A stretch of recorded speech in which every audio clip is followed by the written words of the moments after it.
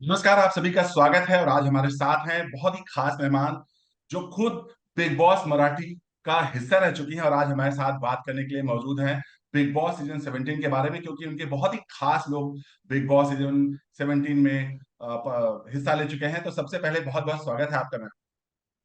Thank you so much. Thank you, मुझे आप Zoom पे बुलाए हैं और definitely I try to give my best inputs. अपने बिजी स्केड्यूल्स में आपके साथ भी काफी दिनों से थोड़ा सा आगे पीछे हो रहा था टाइमिंग, लेकिन आज मौका मिला है तो will work it out. Okay ma'am, thank you so much हमसे जुड़ने के लिए। सबसे पहले शुरुआत करते हैं बिग बॉस की। जब बात होती है मैम, आप भी इस घर का हिस्सा रह चुकी हैं। आ, वो फीलिंग कैसा होता है जब आप घर के अंदर जाते हो और आपका अलग रूप होता है, सारी चीजें आती हैं, जब बाहर आते हो तो फिर लगता है कि यार ये क्या हो गया। ऐसा आपको ऐसा भी एक्सपीरियंस है? हाँ जी। बेसिकली क्या होता है, जब आप बहुत सारे गेम्स देखकर जाते हो ना, मतलब बहुत सारे सीजन्स वगैरह, तो आप काफी टेंशन में रहते हो। अब मैं क्या हुआ था, मैं हमेशा ही जिंदगी भर ऐसे काम करती रही हूँ, तो मैंने कभी इतना ध्यान से बिग बॉस देखा नहीं था। कभी ऐसे ही सर्फिंग में आते जाते घर में चल रहा है तो देखा वगैरह, ऐसा टाइप का, तो ध्यान से देखा नहीं था। तो मुझे उसके उतनी डेप्थ या उसका वो क्या कहते हैं कि खौफनाक नहीं लगा था मुझे। मुझे लगा था कि मैं एक स्पोर्ट्स पर्सन हूँ और apart from acting I love sports, task खेलने हैं और जो भी है बेस्ट अपना करना है। तो मैंने स्पोर्ट्स के नज़रिए से देखा बिग बॉस को और मैं अंदर चली गई थी। तो मेरे लिए वो खौफ नहीं था कि क्या होगा, क्या नहीं होगा वगैरह। एंड अंदर जाने के बाद तो डेफिनिटली दुनिया ही बदल गई थी। और जो हम बाहर हैं, सोचो हमें अगर कोई पसंद नहीं आता है तो हम उसे इग्नोर करते हैं, लेकिन उस घर में आपको उन्हीं लोगों के साथ रहना है, क्योंकि वही लोग आपको नॉमिनेट भी करते हैं, वही लोग आपको बचाते भी हैं। तो आपको उन लोगों के साथ मिलजुल के कैसे अपना गेम खेलना है, ये बहुत ही क्रिटिकल साइकोलॉजिकल गेम है। और यस, अंदर गई तो मतलब बोलते हैं ना कि पानी में गिरने के बाद तैरना सीख लेता है इंसान, वो मेरी हालत हो गई थी। मतलब एक हफ्ता तो मैं बिल्कुल ही नेचुरल जो मन में आता था कर रही थी। बाद में धीरे-धीरे मैं समझने लगी कि किसको नॉमिनेट करना चाहिए, किसको नहीं करना चाहिए। ये एक्चुअली गेम सिखा देता है आपको। तो एक बहुत अच्छी बात है कि Bigg Boss normally first week में लोगों को नॉमिनेट नहीं करते। आई मीन नॉमिनेटेड लोगों को बाहर नहीं निकालते, क्योंकि हर एक जन सीख रहा होता है गेम। हर एक जन के साथ जो 15-20 लोग आए, 18 लोग आए हैं, वो अलग-अलग ज़रिए से आए हैं। तो डेफिनिटली एक दूसरे को पहचानते नहीं है, तो पहचान बनाने में ही 1 हफ्ता चला जाता है। तो वो एक चांस तो बिग बॉस देता है, वो बहुत अच्छी बात है। और 1 हफ्ते के बाद ही एक्चुअल रियल गेम शुरू होता है। चलिए, आपके बहुत ही खास पहुंचे हैं इस बार बिग बॉस सीजन 17 में नील और ऐश्वर्या। सबसे पहले बताइए कि आपने अब जब देखा उनको, अभी अब जब देख रहे हैं, तो लग रहा है कि ये लोग फंस चुके हैं या फिर बहुत अच्छा कर रहे हैं या फिर खो गए हैं कहीं? नहीं, उनकी भी हालत मेरी जैसी है। उन्होंने भी कभी बिग बॉस देखा नहीं था। तो उनको उसका डेप्थ नहीं पता था। जैसे मैं रॉ गई थी अंदर, बिल्कुल आइडिया नहीं था क्या फेस करना पड़ेगा। वैसे ही वो अंदर चले गए हैं। एंड बट एक अच्छा है कि दोनों एक-दूसरे के साथ हैं एट लीस्ट, तो एक-दूसरे की कंपनी तो रहेंगे पूरे गेम में। मेरे साथ तो कोई भी नहीं था, तो मैं बहुत अकेली पड़ गई थी कई दफ़ा। एंड डिप्रेशन जैसे भी ऐसे लगता था कि ये क्या हो गया है मेरे साथ? ऐसी भी फीलिंग आती है, कभी-कभी लोनलीनेस की फीलिंग आती है। तो 100 डेज़ निकालना वाक़ई बहुत डिफ़िकल्ट होता है और इन दोनों के साथ सेम है। अकेले थोड़े-से महसूस करते हैं, क्योंकि उनको अभी गेम खेलना शुरू करना पड़ने वाला है और मुझे लग रहा है कि अभी वो सीखे हैं, थोड़ा-सा सीखे हैं कि पहला हफ्ता तो बहुत ही ड डल गया उनके लिए, बट सेकंड हफ्ते से थोड़ा पिकअप किया है और अभी थर्ड हफ्ते में भी अच्छा थोड़ा करने लगे हैं। जो सबसे बेस्ट पार्ट है इनकी नोक-झोंक, बड़ी क्यूट नोक-झोंक होती है इन पे। और फिर भी वो नील बहुत ही अच्छे से वो उसको हैंडल करते हैं। इस पर क्या कहेंगे आप? मतलब सेट पे भी ऐसे होता था? हाँ, हाँ, ये उनका ना पर्सनल इक्वेशन ही ऐसा है। जैसे शादी से पहले भी जब उनका डेटिंग शुरू हो गया था, तब भी उनकी थोड़ी-सी जो तुर-तुर ऐसे कोई कोने में इधर-उधर, उधर ऐसे दिखता था कि कुछ तो अनबन हो गई है। फिर कोई किसी को पटा रहा है, कोई क्या, और मोस्टली तो नील ही पटा रहा होता है ऐश्वर्या को। ऐश्वर्या थोड़ी-सी बेधड़क फट से बोल देती है, बाद में सोचती है क्या बोला, शायद ऐसा उनका इक्वेशन है। और नील उतनी मैच्योरिटी से उसको हैंडल करता है। तो एक अलग ही प्यार का इक्वेशन है उनका और एक अलग ये नोकझोंक का है क्योंकि ऐश्वर्या इमीडिएटली रिएक्ट करती है और नील सोच समझ के रिएक्ट करता है कि कैसे करना चाहिए उसको रिएक्ट। तो ये उनमें बहुत बड़ा फर्क है and that's the reason mastermind तो नील ही होता है। आफ्टर ऑल मतलब जो होता है वो नील की बातों से ही चलती है आगे जिंदगी। बट दिखने में ऐसे लगता है कि अरे ऐश्वर्या ने इतना लाउड किया और नील कुछ भी नहीं बोल रहा है, बट बेसिकली वो सोच समझ के बात करता है। तो यही हाल उनका बिग बॉस के घर में है। मियाँ बीवी है तो naturally they are finding some corner to talk to each other कि ये क्या किया तूने, ये क्या किया तूने, ऐसे मत करो, ऐसे मत करो।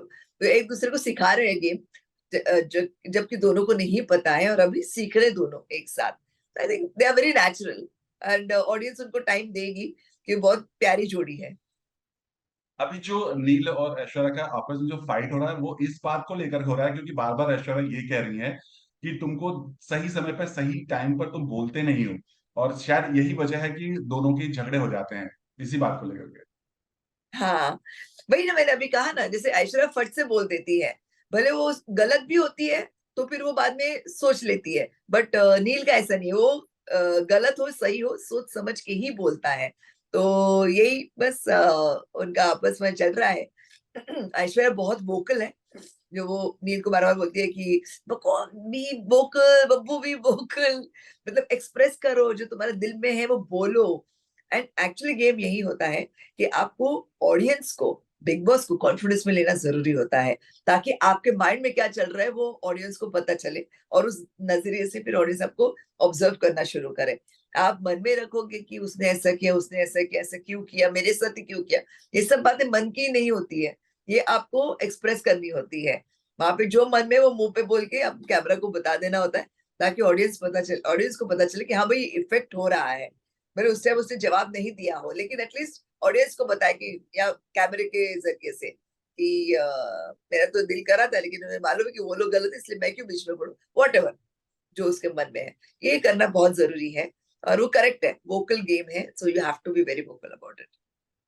और इसके साथ ही जो ऐश्वर्या का जो फाइट हुआ विकी के साथ, रिलेशनशिप को लेकर ही बातों ही बातों में बहुत सारी बातें हो गई। उसको कैसे देखती हैं आप? और अभी फिलहाल देखिए अंकिता के साथ भी हुआ, जहां पर उन्होंने बोला कि मैं हाँ डंके की चोट पर बोलती हूँ जी, मतलब हाँ, एक्चुअली क्या है, अंकिता मेच्योर्ड है, मतलब बहुत काम कर चुकी है। एंड ऐश्वर्या एज से भी छोटी है, एक्सपीरियंस में भी छोटी है। तो वो एक्सपीरियंसेस जो अंकिता ने लाइफ में देखे हैं, अपने उतार चढ़ाव देखे हैं, उतने उतार चढ़ाव शायद ऐश्वर्या ने नहीं देखे। तो अंकिता उस मामले में बहुत मेच्योर्ड है टू हैंडल सिचुएशंस। और Vicky Vicky is a big gamer, बहुत अच्छा खेल रहा है वो एंटरटेन करता है एक्चुअली। अच्छा है उसका तरीका, उसका स्टाइल है, वो गेम है या वो नेचुरल है, वो ऐसा है। तो उसको थोड़ा सा ऐसा कुछ टिंगल करने की आदत है किसी ना किसी की, तो ये ईगो पे ले लेते हैं, जबकि उसको हैंडल करना होता है उसी टाइम पे। तो इसलिए वो ट्रिगर हो जाते हैं। और क्या होता है, अगर अपोनेंट को पता चले कि आप इस बात से ट्रिगर होते हो, तो वो ओपोनेंट उस बात का और फायदा उठाना शुरू कर देता है। या तो you should not open up your cards like that. ऐसे भी एक गेम होता है, वो सब समझने की बात है जो धीरे धीरे शायद भी समझ लेंगे। इसके अलावा मैं एक और चीज जानना चाहेंगे, जैसे कि बिग बॉस ने भी नील को थेरेपी रूम में बुला के बोला था, बात किया था। और अभी वीकेंड के बाद में सलमान ने खुद विकी के मुंह से उगलवाया कि कौन कौन वो सदस्य हैं जो किस किस से घर से बाहर बात करके प्लानिंग करके घर में आए हैं। तो सबसे पहले बताइए कि जो ये प्लानिंग प्लॉटिंग की बातें होती हैं, बाहर से करके आना, घर के अंदर ये सब गेम खेलना, ये कितना सही है एक कंटेस्टेंट के लिए? देखिए कॉन्ट्रैक्ट में जैसे मैंने एंट्री की थी उस टाइम पे, तो कॉन्ट्रैक्ट में स्ट्रिक्टली लिखा था आप ये बात किसी को नहीं बता सकते हो। और हाँ, हालांकि आपको कॉस्ट्यूम अरेंज करने हैं, पीआर अटेंड अरेंज करना है, वो डिपार्टमेंट के बात छोड़ के पर्सनल लेवल पे आप किसी से डिस्कस नहीं कर सकते हो। लेकिन ये ह्यूमन नेचर है, जो जान लेते हैं कि अरे वो भी आ रहे, वो भी आ रहे, तो नेचुरली एक ग्रुप बाहर बनाने की कोशिश करते हैं। ये ह्यूमन नेचर है, बहुत बड़ा कोई मिस्टेक किया या गुनाह किया ऐसा नहीं होता है। बट डेफिनेटली अगर किसी को पता चल कि कोई अपना फ्रेंड जा रहा है या पहचान का जा रहा है, तो एक ग्रुप बनाने की कोशिश करे ताकि अंदर जाके एक ग्रुप बन के सामने वालों से लड़ पड़े। तो ethically it is not right, but करते हैं लोग। जैसे मेरे टाइम में किसी को भी नहीं पहचान रही थी, अंदर जाने के बाद भी धीरे धीरे पहचानने लगी। तो मेरे पास वो ऑप्शन नहीं था, और मैं बड़ी स्टूडियस टाइप की, तो मैंने ये शेयर भी नहीं किया था किसी के साथ, फिल्म इंडस्ट्री हो या फैमिली मेंबर्स हो। सिर्फ मम्मी मेरे, या फिर मेरे हस्बैंड, बेटा, ऐसे एकदम क्लोज निट फैमिली, उन्हीं को पता था मैं अंदर जाने वाली हूँ। बाकी और किसी को, बाहर वालों को बता नहीं पाई थी मैं। तो मैंने ये ऑनेस्टली फॉलो किया था। बट कोई कोई लोग करते हैं, जैसे उस टाइम भी लोग जो अंदर आए थे, एक दो चार जन का ग्रुप बना के आए थे, एक दूसरे को पहचान रहे थे। तो डेफिनेटली होता है, बार बना के आते हैं ग्रुप। इसके साथ ही बिग बॉस ने जब कई बार नील को आगाह किया कि जिसको तुम अपना दोस्त मानते हो, क्या वो उस दायरे को या उस चीज को मानते हैं, जैसा तुम बार बार कहते हो कि वो मेरा दोस्त है, मेरा दोस्त है, मैं मर्यादा नहीं लांग सकता, वो भी ऐसा मानते हैं? आपको क्या लगता है, नील को ये जो दोस्ती वाला जो बाउंड्री है इसको लांघना पड़ेगा तभी वो अपना गेम खेल पाएंगे? क्योंकि बिग बॉस खुद बार बार उनको एक तरह से वार्न कर रहे हैं कि भाई वो तुम्हारा दोस्त नहीं है, मुंह पे बच्चा है बट दोस्त नहीं है। विकी की बात करो। डेफिनेटली अंदर अंदर जाने के बाद देखो, दोस्त मतलब एक इक्वेशन क्रिएट करना, एक कंफर्ट लेवल ढूंढना इज वेरी नॉर्मल। क्योंकि सारे जन पहचान के नहीं होते, और सारे जन एक दूसरे को बाहर निकालने के लिए ही अंदर गए हैं। तो उसका नंबर शायद बाद में आएगा, लेकिन आखिर तक दोस्ती आप निभा ही नहीं पाओगे। आफ्टर ऑल ट्रॉफी एक आदमी जीतने वाला है, एक कॉन्टेस्टेंट जीतने वाला है। तो शुरू शुरू की दोस्ती ठीक है, बट डेफिनेटली एक पॉइंट आता है जब आपको ये लांघना ही पड़ेगा। क्योंकि सर्वाइवल का मैटर हो जाता है, फिर इधर आप हो या वो है। तो डेफिनेटली आप सामने वाले को नॉमिनेट करके आप उसको निकालने की कोशिश करोगे। तो ये दोस्ती लंबी नहीं रहती है लास्ट तक। बट ऐसा दिखावा तो होता ही है कि दोस्ती है, दोस्ती है। बट मन में तो यही है कि भाई मुझे जीतनी है ट्रॉफी। फिर दोस्ती कहाँ से लास्ट तक चलने वाली है? एक पॉइंट आता है जब सेपरेशन हो ही जाता है दोस्ती का। अगर आपको मौका मिले या आपको कोई सजेशन देना हो नील और ऐश्वर्या को अपना बेस्ट गेम दिखाने का, तो वो क्या मैसेज देना चाहेंगे?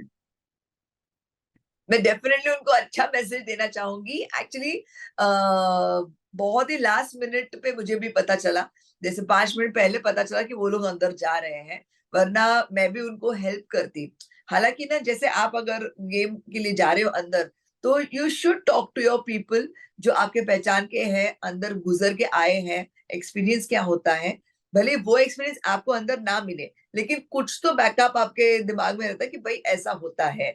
तो एक थोड़ा सा एनलाइटेड होके जाओ अंदर तो अच्छा रहता है। पर उनको मुझसे बात करने का मौका नहीं मिला। आखिरी 5 मिनट बोले कि बस हम जा रहे हैं अभी मैम, और सी यू आफ्टर वाइल। तो मैंने उनको बहुत विशेष दे दी, और एक हाथ दो ऐसे कुछ टिप दे दी। बट ज्यादा कुछ बात तो नहीं हो पाई मेरी उनके साथ। इसके अलावा जो ये ईशा, अभिषेक और जो समर्थ का जो ये पूरा ड्रामा स्टार्ट से ही हो रहा है, आप इसे कैसे देखती हैं? बहुत सारे लोग बोलते हैं ये तो पूरा स्क्रिप्टेड है, कोई कह रहा है ईशा फेक है, कोई कह रहा है कि पूरा पहले से प्लान है। आप इसे कैसे देखती हैं? फनी थिंग तो ये है कि अभिषेक और समर्थ दोस्त हो गए। भाई भाई करके एक दूसरे से बात और ईशा करते के बारे में हैं। बात कर रहे हैं। बहुत फनी है वो। उनका इक्वेशन कैसे जुड़ गया कुछ समझ नहीं आया। हालांकि दोनों एक दूसरे के दुश्मन होने चाहिए थे, मोर इंटरेस्टिंग होता था। लेकिन ये भी क्यूट लग रहा उनका फ्रेंडशिप, कि ईशा के अगेंस्ट दोनों एक होके बात कर रहे हैं, क्योंकि दोनों शायद काफी कुछ झेल चुके होंगे। बट ईशा भी है, स्मार्ट है। मतलब छोटी है सबसे मेरे ख्याल से तो उम्र में, बट बहुत अच्छे से हैंडल करती है, कॉन्फिडेंटली हैंडल करती है हर सिचुएशन को। बट डेफिनेटली एक अलग फेस उसका है, जो वो प्रोजेक्ट कर रही है, और कुछ कैलकुलेशंस के साथ वो काफी मूवमेंट कर रही है। सलमान ने भी बोला कि तुम्हारा जिस चीज को लेकर के, यानी अभिषेक का जो अग्रेसिवनेस था, उस चीज से तुमने अभिषेक को छोड़ा, वही चीज तुम्हें समर्थ में बहुत अच्छी लग रही। मतलब समर्थ जब एग्रेसिव करता तो वो तुम्हें प्रॉब्लम नहीं होती। मतलब ये क्या चीज है? इस बात पर सवाल उठा हाँ, है। डेफिनेटली वही ना, वो थोड़ा सा कन्वीनियंटली खेल लेती है। अभिषेक के साथ तो जो इक्वेशन है वो पूरी दुनिया ने देख लिया कि Abhishek was like madly in love, और मैडली उसको मिस कर रहा है, और ये सब चल रहा था। तो ये अच्छा लग रहा था कि एक दीवाना होता है ना, दीवाना प्यार वाला, ऐसा टाइप का एंगल लगाया था। लेकिन जहाँ समर की एंट्री हो गई, अभिषेक ने उसको बोला उसको चुन, उसको चुन। पता नहीं उनका आपस का क्या चल रहा है। एक्चुअली कभी कभी लगता है वो कैमरास के लिए खेल रहे हैं। Real Correct. इक्वेशन उनके कुछ और ही है, दोस्ती है, आपस में शायद चिल कर रहे होंगे पार्टियों में वगैरह। लेकिन यहाँ के एक अलग सा ट्रायंगल टाइप का उन्होंने इफेक्ट दिया है। लेकिन बातों बातों में ये दोनों एक होके उसके ईशा के अगेंस्ट में बात कर रहे हैं। एक Yeah. जैसे कंफ्यूजन सा ट्रायंगल बना हुआ एगेंस्ट है। की बात करें मैम, जैसे उन्होंने ईशा के, अभिषेक ने जब विकी से बात किया था तो उसको बोला था कि ये लड़कों को यूज करती हैं, उनकी मॉम के बारे में भी बात किया अभिषेक ने। और फिर जब अभिषेक और समर्थ आपस में बातें करते हैं तो समर्थ ने ये तक कह दिया कि मैंने इसे नहीं पटाया, इसने मुझे पटाया। तो ये कितना सही लगता है आपको ये इस तरह से बातें, क्योंकि वही बातें आपको बड़ी खराब लगती है और आप खुद ही वो बातें करते हो। तो ये एक शो में, आपको पता है नेशनल टीवी पर आप एक्चुअली हैं, हाँ, थोड़ा-सा ना डिग्निटी से बात भी करनी चाहिए, मुझे लगता है कि किसी लड़की के लिए आप ज़्यादा ऐसे बातें मत किसी करेक्टर कीजिए। पर बात जो करते भी हुआ पर्सनल अटैक घर के अंदर बाहर की चीज़ों को लेके मत कीजिएगा। जो घर के अंदर आपका चल रहा है, बिहेवियर है आपस में, उसके ऊपर आप खेलेंगे तो ज़्यादा ग्रेसफुल लगेगा। मुझे लगता है कि बाहर की बातें बात करके एक यूज करती है और ये वो सब, वो बातें सुनने को किसी को भी अच्छा भी नहीं लगता है। तो आई थिंक थोड़ा सा डिग्निटी संभालनी चाहिए वुमेन की, लेडी की।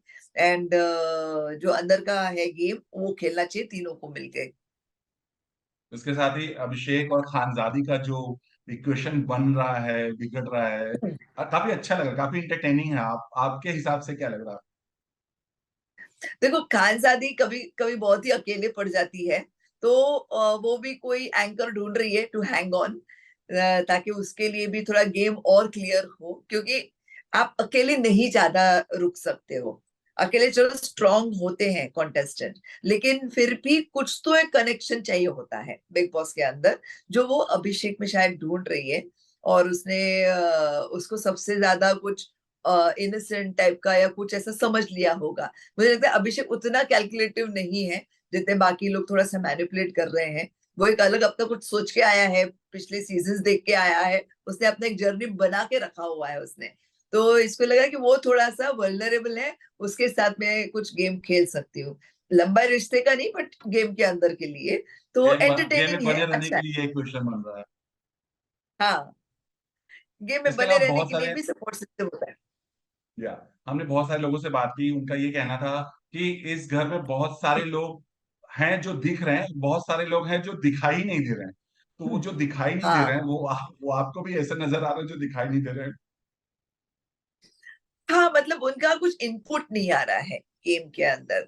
एक तो एक्टर्स का प्लस पॉइंट क्या होता है कि आप बहुत ज्यादा पॉपुलर फेस होता है, तो people are interested in watching you. और एक्टर्स के अंदर एक अलग कॉन्फिडेंस भी होता है जो बिग बॉस गेम खेलने के लिए जो चाहिए होता है, थोड़ा सा एक्स्ट्रा नेचुरल पर्सनैलिटी ही कुछ अलग होती है। और मुझे लगता है तो यूट्यूबर्स थोड़े से पीछे लगते हैं ऐसे। मुनावर थोड़ा सा स्मार्टर है, और ये अपना बाइकर अरुण है, है, या फिर अरुण अचानक है, भयानक तारका है। है, या प्रैंकस्टर है। ये या, थोड़े से लेफ्ट आउट लगते हैं। उन्होंने अपने आप के अंदर भी एक थोड़ा सा मुझे लगता है कॉम्प्लेक्स भी डाल दिया है कि अरे ये लोग ऐसे हैं तो हम क्यों ऐसे हैं। मुझे लगता है कॉम्प्लेक्स नहीं आना चाहिए। When you go on one platform, all are equal. तो इक्वलिटी के अंदर आप कैसे सबको मैनेज करके खेलोगे, दैट इज वेरी इंपॉर्टेंट। ये कॉम्प्लेक्स अगर निकाल दे ना, तो वो तीनों भी बहुत स्मार्ट है। तो उनको वो घुलना चाहिए, मिलना चाहिए इन लोगों के बीच में, इक्वेशन बनाने की कोशिश करनी चाहिए। अपने आप कुछ नहीं होता है, वहां पे जाके खुद को ही एफर्ट्स डालने पड़ते हैं। या। अगर अभी तक आपने जो पूरा गेम देखा है, अगर आप जानना चाहें कि आप किसे लंबी रेस का घोड़ा मानती हैं, मतलब आपके हिसाब से जो लंबा जाएगा, दूर तक जाएगा? लंबा रहेगा तो विकी तो रहेगा ही लंबा। विकी, अच्छा। अंकिता एंड नील ऐश्वर्या सीख रहे हैं, वो भी लंबे रहेंगे। मुनावर लंबा रहेगा, मनारा लंबा रहेगी। ये एक पॉसिबिलिटी ऐसी लगती है इन लोग को देख के। ओके। इसके साथ हम ये भी एक चीज जानना चाहेंगे, इस बार का जो बिग बॉस का घर है ना, वो घर नहीं मोहल्ला बन गया। राइट। अब अब ऐसा लग रहा है, जितने भी कंटेस्टेंट उनको बिग बॉस से डर ही नहीं लग रहा है। मतलब एक समय था जब बिग बॉस की आवाज आती थी लोग डर जाते थे। अभी बिग बॉस के साथ मस्ती करते हैं। यहाँ तक अरुण ने बिग बॉस को स्पीकर बोल दिया, और मस्ती कर रहे हैं, मजाक कर रहे हैं। कितना सही लग रहा है आपको ये पूरा नया फॉर्मेट आया है? नए फॉर्मेट क्या हुआ है, मुझे लगता है कि कभी कभी अगर बिग बॉस इन्वॉल्व ना हो तो शायद टेलीकास्ट बोरिंग होगा। कभी कभी कंटेस्टेंट अपने आप कुछ क्रिएट नहीं कर रहे हैं, तो बिग बॉस को इन्वॉल्व होके क्रिएट करवानी पड़ती है सिचुएशंस। ऐसा कुछ तो फीलिंग आ रही है। तो लास्ट ईयर उन्होंने थोड़ा सा ऐसा कुछ शुरू किया था, बट उतने लाउड एंड क्लियर नहीं थे। बट इस साल तो मतलब हद से एकदम लाउड एंड क्लियर है। और बायस्ड हो कंटेस्टेंट्स के गए, लिए हाँ, बायस्ड हो गए बिग बॉस को भी। हाँ। और कंटेस्टेंट्स के लिए बहुत अच्छी बात है कि इंटरेक्शन होती है, तो एक कोई तो सपोर्ट सिस्टम जैसे है, ऐसा लगता है। जैसे मैं अगर अंदर होती तो मुझे भी लगता कि हाँ चलो बिग बॉस बात कर रहे हैं मुझसे, कोई तो है जो अपर हैंड बात कर रहे हैं मुझसे। ये एक अलग अच्छा लगता है। और लेकिन थोड़ा सा naturally if you get into the group, तो उनका जो रिस्पेक्ट है या जो एक खौफ है, वो नेचुरली कम हो गया। मतलब पहले तो बिग बॉस, हाँ जी बिग बॉस, ऐसे ऐसे हम होते जी, थे। अभी बिग बॉस, आवाज से ही। हाँ, ऐसे ही बस बैठे, हाँ बोलिए, अरे नहीं बिग बॉस। मतलब दोस्ती बना दी है बिग बॉस को। तो वो एक मुझे लगता है जैसे सोशल मीडिया की वजह से हम एक्टर्स भी बहुत ही अप्रोचेबल हो गए हैं, वैसे शायद बिग बॉस ने भी अपना टेम्परामेंट चेंज करके अप्रोचेबल हो गए हैं, अभी ऐसा हो गया है। ओके, हम लास्टली जानना चाहेंगे आपके जो फैंस हैं या नील और ऐश्वर्या के जो फैंस हैं उनसे कुछ खास मैसेज। मैं नील ऐश्वर्या के फैंस को यही बोलना चाहूंगी कि आप उन्हें जरूर सपोर्ट कीजिए। और जो वो नेचुरल है वही अंदर है, फेक नहीं है। सो मुझे लगता है कि ऐसी जोड़ी को भी एनकरेज करना चाहिए, नहीं तो आर्टिफिशियली सीख के और तैयार होके ऐसे लोग आते हैं तो उनका गेम थोड़ा सा आर्टिफिशियल भी हो जाता है। इनका नेचुरल है, ऑर्गेनिक है, तो एंजॉय कीजिएगा और सपोर्ट कीजिएगा उनको। Thank you so much ma'am, उनसे बात में, thank you so much, thank you, thanks a lot. Thank you, thank you, thank you thank you so much. Ma'am. Okay, bye.